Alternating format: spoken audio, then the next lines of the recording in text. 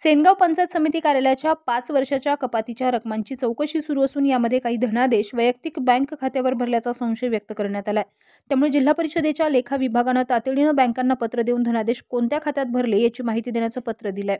त्यामुळे आता बँकेकडून काय माहिती दिली जाणार याकडे जिल्हा प्रशासनाचं लक्ष लागलंय। सेनगाव पंचायत समिती कार्यालयातून मागील 5 वर्षात कपातीच्या रकमांची चौकशी सुरू करण्यात आली आहे। जिल्हा परिषदेच्या मुख्य कार्यकारी अधिकारी नेहा भोसले, मुख्य लेखा वित्त अधिकारी दिगंबर माडे यांच्या मार्गदर्शनाखाली लेखाधिकारी बाबूलाल राठोड यांच्या समितीकडून चौकशी केली जाते। त्यासाठी आवश्यक कागदपत्रे ताब्यात घेऊन त्याची तपासणी केली जाते। दरम्यान याकडे कंत्राटदारांकडून कामाची कपात केलेली रॉयल्टी, विमा यासह इतर कपातीच्या रकमांचा समावेश आहे। या रकमांचे धनादेश कोणाच्या खात्यावर वाटवण्यात आले तसेच योग्य बँक खात्यात जमा केले किंवा नाही याची चौकशी केली जाते। औंढा नागनाथ आणि सेनगाव तालुक्याची चौकशी केली जाणार होती, मात्र औंढा नागनाथ येथील कागदपत्रे जळाल्यामुळे सेनगावची चौकशी केली जाते। या चौकशीचं काम अंतिम टप्प्यात आलं असून यामध्ये काही धनादेशांवर शंका व्यक्त करण्यात आली आहे। यामध्ये काही धनादेश वैयक्तिक बँक खात्यात पाठवण्यात आल्याचा संशय आहे।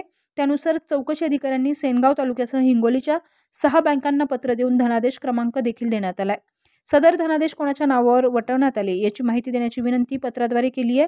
बँकेकडून माहिती प्राप्त झाल्यानंतरच 5 वर्षात झालेल्या अनियमिततेची उघड होणार असल्याचं बोललं जात आहे।